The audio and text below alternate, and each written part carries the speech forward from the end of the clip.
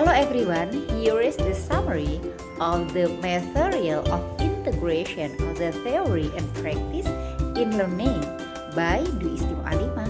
Enjoy it! Oke, sekarang kita fokus pada perbedaan teori belajar dan pembelajaran. Untuk teori belajar, kita tahu bahwa ini adalah teori yang menjadi latar belakang mengapa siswa mempelajari mata pelajaran tersebut.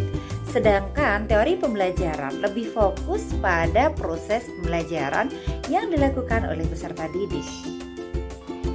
Ada 4 teori pembelajaran yang kita yakini saat ini. Yang pertama adalah teori behavioristik yang meyakini bahwasanya proses belajar terjadi melalui perubahan tingkah laku. Kemudian yang kedua adalah teori pembelajaran kognitif yang meyakini bahwasanya proses belajar terjadi melalui proses yang terjadi di dalam diri peserta didik. Yang ketiga adalah teori belajar sosial yang meyakini bahwasanya proses belajar terjadi dari interaksi dengan lingkungan sekitar. Dan yang terakhir, teori pembelajaran humanistik yang meyakini bahwasanya proses belajar merupakan proses untuk memanusiakan manusia.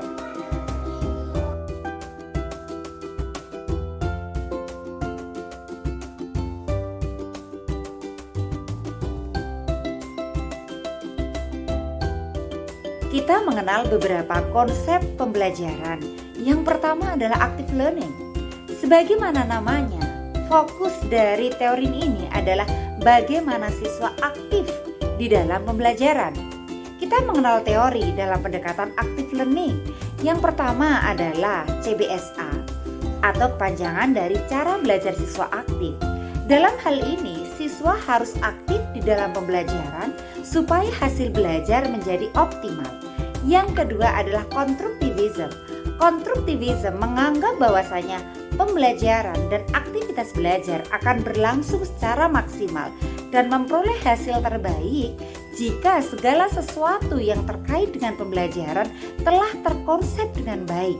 Yang ketiga, kita mengenal konsep kolaboratif atau teori kolaboratif. Teori ini meyakini bahwa pembelajaran akan berlangsung secara baik dan hasilnya pun maksimal jika siswa yang satu bekerja sama dengan siswa yang lain. Selain pendekatan active learning, kita juga mengenal pendekatan multiple intelligentsia atau kecerdasan majemuk. Dalam hal ini, siswa dianggap dan dihormati secara utuh karena mereka mempunyai kecerdasannya masing-masing. Tidak hanya kecerdasan kognitif saja, melainkan kecerdasan-kecerdasan yang lain juga dihargai seperti kecerdasan berbahasa, kecerdasan berorganisasi, kecerdasan yang seni misalnya, dan yang lain sebagainya. Kemudian kita juga mengenal konsep mastery learning. Di dalam mastery learning, siswa dianggap optimal dalam pembelajarannya jika telah menguasai pembelajaran tersebut. Guru sebagai leader dari kegiatan pembelajaran harus menyeting bagaimana caranya supaya siswa mampu mencapai target-target yang telah ditetapkan. Kemudian kita mengenal juga konsep virtual learning. Dari bahasanya saja kita sudah tahu bahwasanya virtual learning berarti kegiatan pembelajaran yang bisa saja berlangsung optimal meskipun diselenggarakan dari jarak jauh menggunakan fasilitas dari teknologi. Dalam hal ini bisa dengan internet dan information teknologi yang lain atau IT, perangkat IT yang lain. Kemudian kita juga mengenal konsep TPACK. Teori ini meyakini bahwasanya kegiatan pembelajaran bisa berlangsung optimal dan hasilnya pun maksimal jika siswa diberi kesempatan untuk memadukan So, as the conclusion, it can be said that the success of learning doesn't depend on one theory only.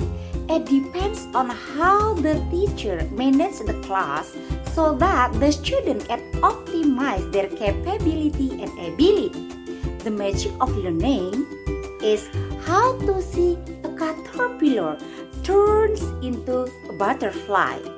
A cool teacher are those who can motivate their student to do extraordinary things in their life. Be a success teacher.